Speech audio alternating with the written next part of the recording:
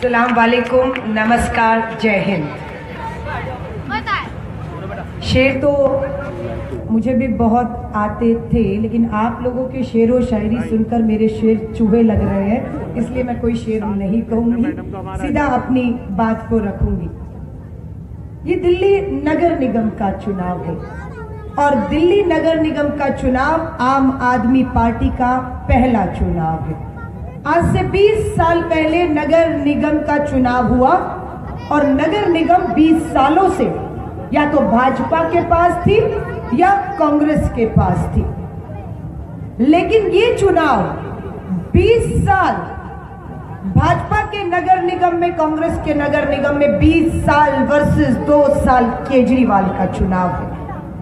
आज केंद्र की मोदी सरकार और भाजपा हर वो हथकंडा अपना रही है कि इन नगर निगम के चुनावों में किसी भी मुद्दे पर चर्चा हो जाए, पर किसी भी हालत में नगर निगम के मुद्दों पर चर्चा नहीं होनी चाहिए, क्योंकि उनकी कोशिश है कि अगर नगर निगम के मुद्दों पर चर्चा हुई तो भाजपा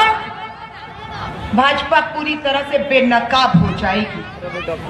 आज हमसे पूछते हैं हमने 2 सालों में क्या किया, हमारे विधायकों ने 2 सालों में क्या किया। अगर आप भी जानना चाहते हैं तो मैं शुरुआत वहीं से करूंगी कि ये 2 सालों का सफर आपसे छुपा नहीं है। ये 2 सालों का सफर हमारे लिए बहुत चुनौतियों वाला और कठिनाइयों वाला रहा। आप जानते हैं 2 सालों में हमारे 21 विधायकों पर झूठे मुकदमे और केस डालकर उन्हें जेल भेजा गया। आप ये जानते हैं इन 2 सालों में हमारे 21 विधायकों पर जिन पर केस डाला गया, उनमें से अधिकतर हाई कोर्ट और सुप्रीम कोर्ट से बाइज्जत बरी भी कर दिए गए और आज अपने घरों में, अपने इलाकों में जनता की खिदमत में लगे हुए। मेरे जैसे भी विधायक हैं जो जेल तो नहीं गए, पर मेरे जैसे विधायक भी हैं जिनमें एक आधी और FIR दर्ज हो गई, केस दर्ज हो गया, तो हम विधायक, आपके द्वारा चुने गए विधायक अपराधियों की श्रेणी में दर्ज हो जाएंगे। मुझ जैसे विधायक को भी आज 30,000 कोर्ट के सामने हर 2 महीने में एक बार खड़ा होना होता है। हमारे विधायकों का कसूर क्या है? क्या हम रिश्वत लेते हुए पकड़े गए? क्या हम दलाली खाते हुए पकड़े गए? नहीं, कोई विधायक रिश्वत लेता हुआ, दलाली करता हुआ, भ्रष्टाचार करता हुआ नहीं पकड़ा गया। सब पर घरेलू मामले, झूठे मामले, उन्हें फंसाया गया, उनको जेल भेजा गया। मैं अपना उदाहरण देती हूँ। आप सोचेंगे कि अलका लांबा ने 2 साल में आम आदमी पार्टी की विधायक चांदनी चौक, मैंने क्या कर दिया? प्राचीन हनुमान मंदिर, यमुना बाजार, ISBT की तरफ जाएंगे, बस अड्डे की तरफ आपको सीधे उल्टे हाथ में नशे का इंजेक्शन लेते हुए हमारी युवा बेरोजगार पीढ़ी आपको दिख जाएगी। बहुत लोगों ने मुझे बुलाया, कहा आपसे उम्मीद है, आपको चुना है, कुछ करिए।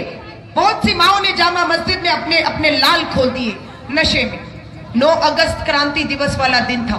लाल किले से जो मेरी विधानसभा में आता है, 9 अगस्त को एक अभियान चलाया, नशे से आजादी। 15 अगस्त एक हफ्ते का अभियान था। पहले दिन ही नशा माफियाओं द्वारा मुझ पे हमला हुआ। सुबह 6 बजे 9 अगस्त क्रांति दिवस वाले दिन अस्पताल गई, MLC हुई, कश्मीरी गेट थाने में गई, मेरी FIR, एक विधायक की चुनी हुई प्रतिनिधि के ऊपर हमले की FIR दर्ज नहीं होती। लेकिन जब मैं घर पहुंच जाती हूं तो मेरा दरवाजा पुलिस वाला खटखटाते हैं और बताते हैं मुझे कि आपके खिलाफ FIR दर्ज हो गई है, आपको कोर्ट से बेल लेनी है, नहीं तो आप गिरफ्तार हो जाएंगे। मुझे आज तक मेरा कसूर नहीं मालूम है। मेरा शायद कसूर यही था कि मैंने अपने इलाके के उन माओं को, उन युवाओं को नशे से बचाने की कोशिश की और नशा माफियाओं के खिलाफ मैं लड़ी। ये मेरा कसूर है। हमारे बहुत से विधायक आज भी उन्हें डराया जा रहा है, धमकाया जा रहा है, उनके झूठे केसों में फंसाया जा रहा है। ये संघर्ष 2 सालों का आपसे, हमसे छुपा नहीं। ऐसा नहीं है ये मुकदमे झूठे, ये दिल्ली पुलिस जो खड़ी है ये हम पर डाल रही है, बिल्कुल नहीं। ये दिल्ली पुलिस के जो जवान खड़े हैं यहाँ पर, मैं उन्हें सलाम करती हूँ कि आप अपनी ड्यूटी, अपने फर्ज को ईमानदारी से निभाते हैं।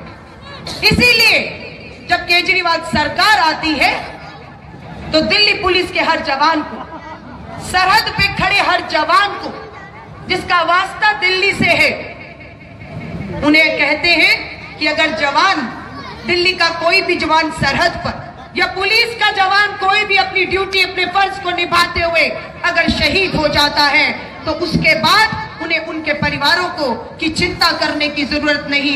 हर शहीद को 1-1 करोड़ रुपया उनके परिवारों को मिलता है। ये है केजरीवाल सरकार। ना दिल्ली पुलिस इनके खिलाफ है, ना ये सरकार पुलिस के खिलाफ है, ये इनका सम्मान करती है। लेकिन इनका इस्तेमाल किया जाता है, कानून का गलत इस्तेमाल किया जा रहा है, क्योंकि कानून किसी और के हाथ में है। आज भाई ने बताया, सच्चाई है। एलजी का फरमान आया कि केजरीवाल के दफ्तर की मान्यता जो है उसको रद्द कर दिया गया। आम आदमी पार्टी जिसकी पूर्ण बहुमत की दिल्ली में सरकार, उसके दफ्तर में ताला लगने जा रहा। कल से हम सड़क पर आएंगे और सड़क से अपने कार्यालय चलाएंगे और सड़क से हम जनता की समस्या सुन के उन्हें समाधान देंगे। इन्हें बता दीजिएगा, हम कोई ऐसी कमरों में बैठ के राजनीति करके विधायक नहीं बने। हमने रामलीला मैदान से, सड़क से लड़ाई लड़ी और सत्ता तक आए हैं, और सत्ता से सड़क पर भी जाएंगे तो दोबारा इतनी ताकत से लौटेंगे जैसे इस बार आए हैं। केजरीवाल जी ने कहा हमें नगर निगम के मुद्दों पर रहना, भटकना नहीं है। हमें भटकाया चाहते। 10 साल हो गए भाजपा नगर निगम में शासित है। लोग पूछते हैं, नरेंद्र मोदी जी, अमित शाह जी, आपने भाजपा के सारे नगर निगम पार्षदों की, मेयरों की टिकट क्यों काट दी? क्योंकि मोदी जी, आप भी जानते हैं, स्वच्छ भारत अभियान के तहत आपने जो 600 करोड़ रुपया दिल्ली के लिए दिया था, अपनी भाजपा की नगर निगम में अपने पार्षदों को दिया था। आपको भी पता है, जब नगर निगम में जनता में जाकर हम पूछते हैं कि यहाँ 3 बार झाड़ू लगता है, यहाँ कूड़ा उठता है, यहाँ गंदगी है या नहीं, तो सब कहते हैं कोई झाड़ू नहीं लगता, गंदगी है, पूरी बीमारियां फैलती हैं, बदबू है। अभी मैं नाले की हालत भी देख कर आई हूं जहां से मैं अपनी गाड़ी खड़ी की। ये हालात है 10 सालों में भाजपा की सरकार। 600 करोड़ रुपया मोदी जी को समझ आ गया कि मेरे खुद के भाजपा की नगर निगम और उसके पार्षद जो है वो भी भ्रष्टाचार में खा गए। इसलिए मोदी जी, आपको मजबूर होना पड़ा अपने सभी नगर निगम पार्षदों की टिकट काटने पर। अब भाजपाई कहते हैं नरेंद्र मोदी जी की तो तारीफ होनी चाहिए कि उन्हें पता था उनके भाजपा के पार्षदों ने, और 10 साल से भाजपा की नगर निगम सरकार में भ्रष्टाचार हुआ है, स्वच्छ भारत का 600 करोड़ भी खा गए। मोदी जी की तो तारीफ होनी चाहिए। भाजपाई भक्त कहते हैं कि उन्होंने भ्रष्टाचारियों की टिकटें काट दी और नए चेहरे दे दिए। मुझे यह आपसे पूछना चाहूंगी, क्या टिकट काटना काफी है या इन भ्रष्टाचारियों को जेल की सलाखों के पीछे भेजकर इनसे सारी 600 करोड़ की वसूली होनी चाहिए? मोदी जी सलाम तो तब करेंगे जब आप अपने एक भ्रष्ट पार्षद, जिसको आप भ्रष्ट बताकर टिकटें काट रहे हैं, उनसे 600 करोड़ वसूले, जनता के विकास पे लगाएं और उन्हें जेल में ठूसे। पर मोदी जी, आप ऐसा नहीं करेंगे। दूसरी बात, केजरीवाल जी का नगर निगम में नारा है जो दिल्ली सरकार में नारा था, सरकार बनाने की, बिजली हाफ पानी माफ। नगर निगम में नारा है दिल्ली साफ, हाउस टैक्स माफ। आपके जितने बकाया हाउस टैक्स हैं, आपके आगे वाले जितने हाउस टैक्स आएंगे, मैं आपको यकीन से कहती हूं, अगर आप झाड़ू का बटन 23 तारीख को दबाने जा रहे हैं तो बेचिंत होकर अपने घर में जाकर अपने हाउस टैक्स के जितने भी बकाया है उसे जलाकर राख कर दीजिए, किसी को नहीं देना पड़ेगा। अब जब केजरीवाल जी ने कहा कि हाउस टैक्स माफ होगा, खलबली मच गई भाजपाई और कांग्रेसियों में। कहा कि केजरीवाल ऐसा नहीं कर सकते। क्यों नहीं कर सकते? जब केजरीवाल 2 साल हुए बिजली हाफ पानी माफ कर सकते हैं, तो केजरीवाल दिल्ली नगर निगम में आने के बाद हाउस टैक्स माफ क्यों नहीं कर सकते? जवाब आया कि ये अधिकार नगर निगम के पास नहीं है, ये अधिकार केंद्र की मोदी सरकार के पास है। चलिए एक बार मान भी लेते हैं कि ये अधिकार हाउस टैक्स का केंद्र की मोदी सरकार के पास है, मान लेते। तो चलिए मोदी जी आप ही कर दीजिए, आप कर दीजिए अगर आपके पास है। लेकिन जब विजय गोयल, कौन है विजय गोयल? भाजपा के चांदनी चौक से सांसद रहे और अभी राज्यसभा सांसद है, केंद्रीय मंत्री है विजय गोयल, बहुत पैसे वाले हैं, उनका घर नहीं है, बंगला है। उस बंगले का, उस घर का हाउस टैक्स 25 करोड़ रुपए, 25 करोड़ रुपए हाउस टैक्स। विजय गोयल जी से जब पूछा कि किसने माफ किया, मोदी जी ने या भाजपा की नगर निगम ने, तो विजय गोयल जी ने बताया दिल्ली की भाजपा नगर निगम ने बीजेपी के सांसद केंद्रीय मंत्री का 25 करोड़ रुपया हाउस टैक्स माफ किया। अब मोदी जी कौन झूठ बोल रहा है? आपका सांसद, मंत्री, केंद्रीय मंत्री, या आप? कौन झूठ बोल रहा है? और अगर विजय गोयल कहते हैं कि दिल्ली नगर निगम ने उनका 25 करोड़ का हाउस टैक्स माफ किया है, तो यकीन मानिएगा केजरीवाल नगर निगम में आएंगे, दिल्ली के हर घर का हाउस टैक्स हमेशा के लिए खत्म कर देंगे। ये जवाब नहीं है उनके पास। हमें आप सड़कों पर ले आइए। कभी कहते हैं कि केजरीवाल भ्रष्ट है, करप्ट है, एक कमेटी बैठाई, जांच शुरू की। वो कमेटी कब बैठती है, वो जांच कब होती है, उसकी रिपोर्ट कब आती है? उसकी रिपोर्ट नगर निगम के चुनावों के दौरान आती है। क्यों? हर हथकंडे केंद्र की मोदी सरकार अपना रही है कि किसी तरह भी केजरीवाल को रोकना है। हकीकत ये कि आज दफ्तर पे भी ताला लगा दिया और सड़क पर ले आए, लेकिन ये जो ताकत है हमारी, इसे कैसे आप खत्म करेंगे? ये जो ताकत है हमारी, भाइयों, दिल्ली सरकार ने हाथ खड़ा करके बताइएगा। मैं चांदनी चौक की विधायक हूं। 2 साल में केजरीवाल सरकार में जो बिजली कंपनियां आज तक घाटे में थी, कांग्रेस की सरकार थी, हर महीने बिजली के दाम बढ़ जाते थे क्योंकि बिजली कंपनियां घाटे में थी। उनका घाटा पूरा करने के लिए आम आदमी के बिजली के दाम बढ़ जाते थे। मैं ये समझना चाहती हूं आपसे कि 2 साल से, जब से केजरीवाल सरकार है, 2 सालों में एक बार भी 1 रुपया भी बिजली के दाम केजरीवाल ने नहीं बढ़ाए। आज बिजली कंपनियां घाटे में क्यों नहीं है, जो अब तक घाटे में थी? ये सोचिएगा जरूर।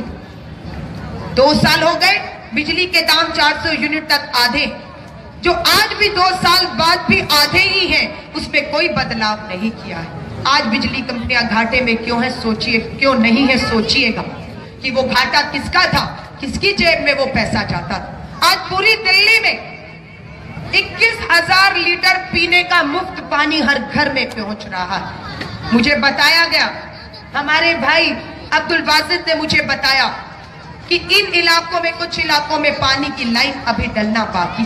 मैं आपसे हाथ जोड़कर कहूंगी, 5 साल केजरीवाल के नारे पर वोट देकर आपने हमें जिताया है। हम पूरी ईमानदारी से कोशिश कर रहे हैं। अभी 2 साल हुए हैं, 3 साल हमारे बाकी। अगर पानी की लाइन नहीं डली, 5 साल में दोबारा आपके बीच में यूं ही खड़े होंगे। वोट मत दीजिएगा, मैं खुद कहकर जा रही हूं, खुद कहकर जा रही हूं।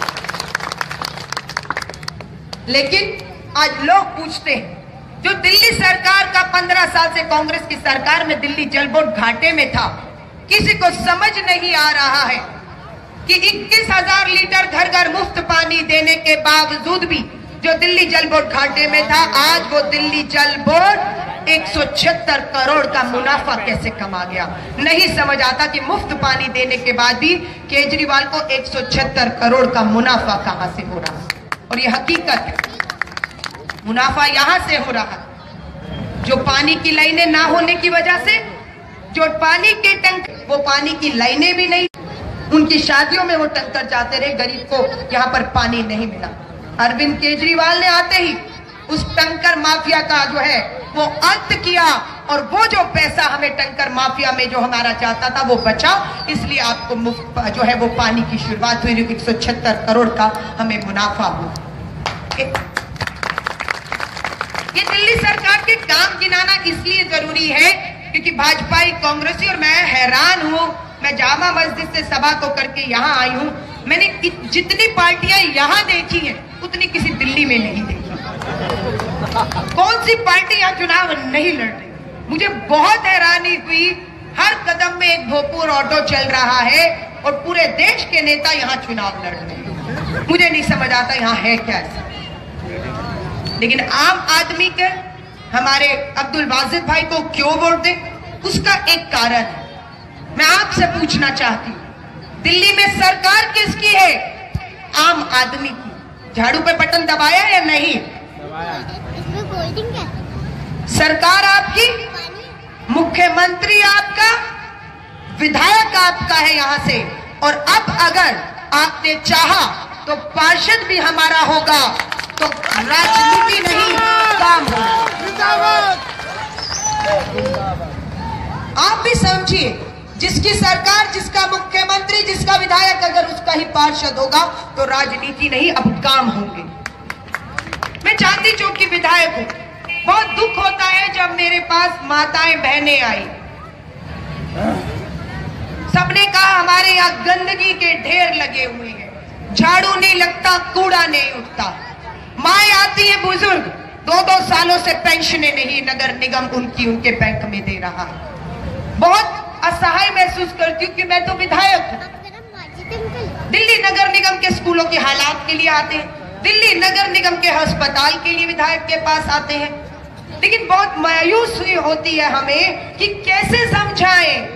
ये दिल्ली नगर निगम का स्कूल है, ये दिल्ली नगर निगम का हॉस्पिटल है, ये दिल्ली नगर निगम की पेंशनें हैं, ये कूड़ा, साफ सफाई, गंदगी, मच्छरों का छिड़काव, बीमारियां ना फैली, ये नगर निगम का काम है। लेकिन वो नहीं समझते। वो तो कहते हैं हमने झाड़ू का बटन दबाया था, हमें तो आपसे काम चाहिए। और मैं कहती हूँ अगर हमसे काम चाहिए तो हमारा पार्षद दे दीजिए, हम यकीनन करें, हम यकीनन काम करें। हमें भी अच्छा नहीं लगता कि हम जनता को फुटबॉल बनाकर कभी यहाँ कभी वहां फेंकते हैं। पार्षद के पास जाते हैं तो कहते हैं विधायक का काम है। हम विधायकों के पास आते हैं तो हमें बहुत दुख होता है, हमें कहना पड़ता है, बताना समझाना पड़ता है कि ये विधायक का नहीं, ये पार्षद का काम है। बेचारी भोली भाली जनता जिन्हें हम सबको चुना है, वो फुटबॉल बनकर कभी इधर तो कभी उधर भटकती रहती है, उसका हक अधिकार नहीं मिलता। पर अब नगर निगम में आम आदमी पार्टी आएगी तो आपको भटकना नहीं पड़ेगा।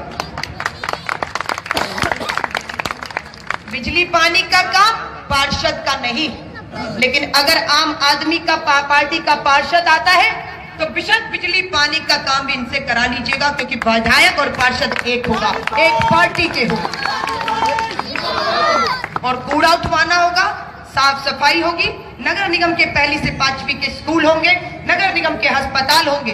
विधायक के पास शिकायत लेकर जाइएगा तो विधायक अब मना नहीं करेगा, क्योंकि पार्षद उसका है, वो जाकर करवा सके। मैं आप सभी से हाथ जोड़कर कहूंगा, बटिएगा मत। हम एक बहुत बड़ी साजिश का शिकार हो चुके हैं। वो साजिश क्या है आप कहेंगे तो मैं उसका खुलासा कर सकती हूँ, अगर आप सुनना चाहेंगे। मेरा 20-25 सालों का राजनीति का अनुभव रहा। हिंदुस्तान की राजनीति को बहुत करीबी से, बारीकी से, दूर से, पास से, अंदर से भी देख रही हूँ। 5 राज्यों के चुनाव थे, हाँ या नहीं? मणिपुर, गोवा, उत्तराखंड, पंजाब और उत्तर प्रदेश के क्या खेल हुआ? अरविंद केजरीवाल जी ने प्रश्न उठाया कि उत्तर प्रदेश का मतदाता बोल रहा है कि हमने कमल का बटन नहीं दबाया है, लेकिन हमारा वोट दिखाया जा रहा है इस इलाके का कि कमल पर चला गया। ये लोगों ने कहा। हम लोगों ने प्रश्न उठाया कि अगर लोगों में शक आता है तो ये लोकतंत्र के लिए बहुत बड़ा खतरा है। इसकी जांच होनी चाहिए ताकि लोगों को ये यकीन हो सके कि हाँ ये मेरी सरकार है, ये मेरी सरकार है, ये यकीन से सरकार चलती है। केजरीवाल जी ने प्रश्न उठाया तो पलट के भाजपाई सबसे पहले आगे आए, पूछने लगे अरे केजरीवाल को 2 साल पहले जब 2015 में चुनाव था, ईवीएम पे चुनाव हुआ, खूब झाड़ू पर पड़ा, तब ईवीएम घोटाला नहीं दिखा अरविंद केजरीवाल को, आज दिख रहा है क्योंकि आज हार गया। इसलिए मेरी बात सुनिएगा, इसका जवाब भाजपाई और भक्तों को दे दीजिएगा। मैं आपसे पूछना चाहती हूं, दिल्ली में कितनी आवाजें उठी जब 2015 में चुनाव होकर दिल्ली इतिहास रच रही थी और ये आम आदमी झाड़ू का बटन दबाए चला जा रहा था। किसी ने कोई आवाज उठाई कि ये झूठ है, मैंने तो झाड़ू का बटन ही नहीं दबाया, ये आम आदमी कहां से जीत गया? किसी ने आवाज उठाई? किसी ने आरोप लगाई ईवीएम घोटाला हुआ है? सबने यही कहा, यही हर्ष होना था। हमने तो सोच लिया था कि भाजपा को 3 और कांग्रेस को 0 पर लाना है, हमने ले आए। किसी ने नहीं प्रश्न उठाया। अगर 2015 में किसी ने ईवीएम पे शक किया होता या बताया होता कि अरविंद केजरीवाल का ये जो चुनाव है ये बिल्कुल गलत है, तो तब भी हम जरूर कहते ईवीएम की जांच होनी चाहिए, लेकिन तब नहीं उठा। ये अब उठा है क्योंकि कांग्रेस भाजपा में समझौता हुआ है। वो समझौता क्या है आप मुझे बताइए। मणिपुर में चुनाव हुआ, गोवा में चुनाव हुआ, सबसे बड़ा दल कौन था? कांग्रेस। सबसे ज्यादा विधायक मणिपुर गोवा में किसके जीत कर आए? कांग्रेस के। दावा सरकार बनाने का किसको पेश करना चाहिए था? कांग्रेस को। कांग्रेस ने दावा पेश किया? नहीं किया। मोदी के मंत्री, मुख्यमंत्री की नियुक्ति की, जाकर शपथ ले ली, कांग्रेस ने घुटने टेक दी। उनके खुद के विधायक कुछ नाराज हुए, मणिपुर और गोवा में पार्टी से इस्तीफा देकर चले गए, क्योंकि उनको भी पता है कि दिल्ली में मोदी सरकार के सामने कांग्रेस समझौता करके झुक गई है। इसीलिए मणिपुर गोवा में भी बड़े जो है वो दल के तौर पर आने के बाद भी सरकार बनाने का दावा पेश नहीं किया। अब क्यों नहीं किया कांग्रेस ने, इस पे आती। मैं पंजाब में थी, 1 महीना चुनावों के लिए कोई नहीं कह रहा था कि पंजाब में आम आदमी पार्टी सरकार नहीं आ रही। लाखों की तादाद में लोग एक बदलाव के लिए बीजेपी और बादल सरकार के खिलाफ सड़कों पर थे। हमें सबको यकीन था कि हम इतिहास रचने जा रहे हैं दिल्ली के बाद पंजाब में। लेकिन समझौता क्या हुआ? ये बहुत अंदर की बातें हैं। ये सच्चाई है कि मणिपुर गोवा में दल होने के बाद भी सरकार नहीं बनाई। समझौता ये हुआ कि भाजपा अकाली पंजाब में बुरी तरह हार रहे, सबको दिख गया था, ये उनको भी समझ आ गया था। इसलिए रातों रात भाजपा अकालियों ने वहां पर कोशिश की कि अपना सारा वोट किसी तरह भी कांग्रेस में शिफ्ट करा दीजिए, क्योंकि अरविंद केजरीवाल अगर सरकार पंजाब में आ गई तो ना अकाली बचेंगे, ना भाजपाई, ना कांग्रेस का भ्रष्टाचारी बचेगा। सारा वोट शिफ्ट किया। ईवीएम का खेल जो उत्तर प्रदेश में हुआ वो पंजाब में भी कांग्रेस के लिए हुआ, क्योंकि कांग्रेस ने घुटने टेककर मणिपुर गोवा छोड़ दिया था। क्योंकि मोदी जी, अगर 5 राज्यों में चुनाव था, 5 में अगर मोदी जी अपनी सरकार बनाते तो लोगों को शक पैदा होता। इसलिए मोदी जी ने 5 में से 4 राज्यों में अपनी सरकार और 1 में कांग्रेस को दिलवा दी। ये समझौते पिछले दरवाजों से हो रहे हैं। आज आप सब जानते हैं हमारी लड़ाई 2 साल पहले रामलीला मैदान से भ्रष्टाचार के खिलाफ शुरू हुई थी। अभी ये भ्रष्टाचार की लड़ाई अपने अंजाम तक नहीं पहुंची। 2 साल हुए हैं, 3 साल हमारे अभी बाकी। हर हथकंडा अपनाया जा रहा है कि अरविंद केजरीवाल अपने जन लोकपाल कानून को भूल जाए। ये भूल जाए कि वो शीला दीक्षित या नगर निगम के भाजपा के भ्रष्ट पार्षद और मेयरों को जेल में डालेगा। समझौता कर लो। पढ़े लिखे लोग हैं, अखबार टीवी में आपने 3 दिन पहले सुना होगा कि सुप्रीम कोर्ट ने केंद्र की मोदी सरकार को फटकार लगाई और पूछा कि मोदी जी, केंद्र में आपकी सरकार आए 3 साल हो गए, जल लोकपाल कानून पास हुए 3 साल हो गए, लोकपाल की नियुक्ति क्यों नहीं करते हैं आप? मोदी सरकार का जवाब कि इन हालातों में लोकपाल की नियुक्ति करना संभव नहीं है। ये कोर्ट को जवाब केंद्र की मोदी सरकार ने दिया। अब भाजपाई कांग्रेसी हमसे पूछते हैं, अरे मोदी जी की छोड़िए, मोदी जी अपना जन लोकपाल नियुक्त करे ना करे, ये अरविंद केजरीवाल का जन लोकपाल कहां है? उसका वायदा करके आया था। मैं विधायक हूं, मैं आपको साक्षी मानकर आपके सामने बता रही हूं। दिल्ली विधानसभा में अमान भाई हम जैसे विधायकों को जब आपने चुनकर भेजा, हम सभी ने एक आवाज में पूर्ण बहुमत के साथ एक मजबूत जन लोकपाल कानून दिल्ली की विधानसभा में पारित किया। लेकिन वो कानून कहां है? इन भाजपाई कांग्रेसियों से पूछिए।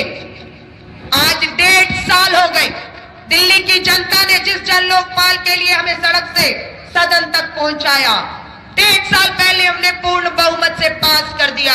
आज 1.5 साल से वो कानून केंद्र की मोदी सरकार की मोहर लगने का मोहताज हुआ क्योंकि ये दिल्ली के लोग बखूबी जानते हैं, जो मजबूरी दिल्ली की है वो मजबूरी देश के किसी दूसरे राज्य की नहीं। वो मजबूरी क्या है? वो मजबूरी क्या है कि दिल्ली, आपकी दिल्ली को पूर्ण राज्य का दर्जा प्राप्त नहीं है। यही भाजपाई कांग्रेसी थे जो पूर्ण राज्य की बात करते थे। केजरीवाल आया, अपने बयान से पलट गए, अपने वायदे से पलट गए कि अब पूर्ण राज्य का दर्जा नहीं मिलना चाहिए, वरना केजरीवाल के अंदर police, anti corruption branch, DDA सब आ जाएगा और सब जेल के अंदर जाएंगे जिन्होंने आज तक दिल्ली को लूटा। आज किसी राज्य में अगर कोई प्रस्ताव विधानसभा में आता है, विधायक एक आवाज में पास कर देते हैं, अगले दिन वो कानून बनकर लागू हो जाता है। लेकिन दिल्ली में ऐसा नहीं होता। दिल्ली में कोई भी विधानसभा में एक कैबिनेट का प्रस्ताव होता है, वो एलजी के माध्यम केंद्र की मोदी सरकार के पास जाता है। और 2 साल हो गए हमें जूझते हुए, 2 साल हो गए हमें लड़ते हुए।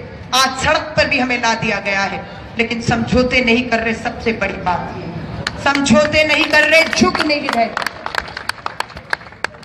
आज देश में जिस तरह का माहौल बनाया जा रहा है, राजस्थान के अलवर में क्या हुआ मुझे बताने की जरूरत नहीं है। जिस तरह का माहौल बनाकर गोरक्षक के नाम पर भक्षकों को सड़कों पर छोड़ दिया गया है। अलवर के अंदर एक निर्दोष जिसके पास वहां के नगर निगम की इजाजत थी, वो गाय को लेकर जा रहा था, कुछ नहीं सुना। गोरक्षक के नाम पर जो भक्षक है, जिन्हें भाजपा की सरकारों का संरक्षण प्राप्त है, मौत के घाट उतार दिया उसे, मौत के घाट उतार दिया। और ऐसे एक नहीं, बहुत से इंसिडेंट्स उत्तर प्रदेश के बाद, सरकार बनने के बाद हो रहे हैं। आज सुप्रीम कोर्ट ने 5 सरकारों को और केंद्र की सरकारों को फटकार लगाई है। सुप्रीम कोर्ट ने आज केंद्र की सरकार से पूछा है कि क्यों नहीं इन गोरक्षक दलों के ऊपर बैन लगा दिया जाए। सुप्रीम कोर्ट ये मानती है, क्योंकि ये धर्म की आड़ में ये जिस तरह के खेल हो रहे हैं, ये जो साजिशें हो रही हैं, इन्हें बेनकाब करने में आज कांग्रेस के राहुल गांधी पूरी तरह से फेल हो चुके हैं। आज कांग्रेसी खुद मानते हैं कि नरेंद्र मोदी के सामने राहुल गांधी कहीं टिक नहीं पा रहे। कांग्रेस पूरी तरह से घुटने टेक के कमजोर हो चुकी है और सब जानते हैं, अगर भाजपा की इनके सामने आंख में आंख डालकर बिना झुके, बिना समझौते किए इनको आज भी कोई चुनौती दे रहा है, तो वो कोई और नहीं, आम आदमी की ताकत केजरीवाल है। आपसे हाथ जोड़कर कहूं, 3 साल का सफर अभी हमारा बाकी है। 2 साल का सफर आपके दम पर लड़ा है, क्योंकि आप, हमें आज भी यकीन है, 2 साल पहले जैसे हमारे साथ ताकत बनकर खड़े थे, हमें पूरी उम्मीद है आज भी जब आप इतनी तादाद में आते हैं, खड़े होकर हमें सुनते हैं, हमारी एक एक बात को सुनते हैं, तो हमें कहीं ना कहीं ताकत मिलती है कि इस लड़ाई को 2 साल में अधूरे नहीं छोड़ना, अंजाम तक पहुंचाना है, चाहे जेल जाना पड़े, चाहे फांसी चढ़ना पड़े, यही बलिदान होगा, यही हमारा बलिदान है। हर हथकंडा अपनाया जा रहा है, इनको डराओ धमकाओ, जेल डालो, इनको खरीदने की कोशिश करो। बवाना का विधायक सुबह उठे तो भाजपा के कार्यालय में बैठा हुआ था, हर प्रयास तोड़ने, और कोई बड़ी बात नहीं है। नगर निगम में अगर हम जीतते हैं, हमारी दिल्ली की सरकार को गिराने की साजिशें पूरी हो रही। मैं आप सभी से हाथ जोड़कर कहूंगी, आप सभी को कहूंगी, अजान का समय हो रहा है, मैं हाथ जोड़कर एक बार अब्दुल बासी भाई खड़े हो जाएं। ये अब्दुल बासी भाई को आप जिताएंगे तो इन्हें ताकत नहीं, ये ताकत केजरीवाल को और अमान भाई को, हमारे यहाँ से विधायक, आपके विधायक को मिलेगी कि अधूरे कामों को अंजाम तक पहुंचा पाए। मैं आपसे हाथ जोड़कर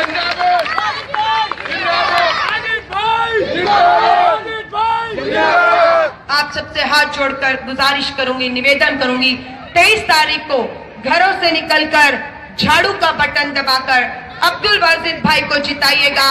और ईश्वर ने चाहा तो ये सिर्फ पार्षद ही नहीं, मेयर भी बनकर आपकी खिदमत में बढ़ चढ़ के अमान भाई और केजरीवाल के हाथ में। मैं आप सभी का शुक्रिया करती हूँ। जय हिंद।